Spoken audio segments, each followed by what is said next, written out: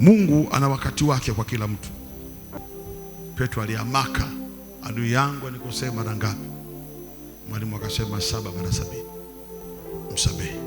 Kusamehe sio tu kuna kuunganisha na Mungu wa mbinguni, kunaondoa kisukari. Kusamehe kunafanya kisukari kisipande. Kusamehe kunaondoa pressure. Kusamehe,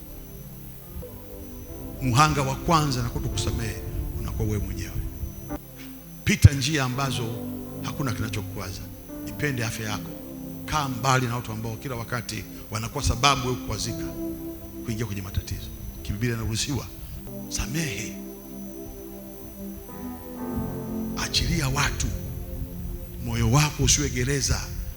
Ndani yako wewe weka mipango, weka uchapakazi, weka mambo yenye maslahi, yenye faida, hata kwa ajili ya kesho watoto wako.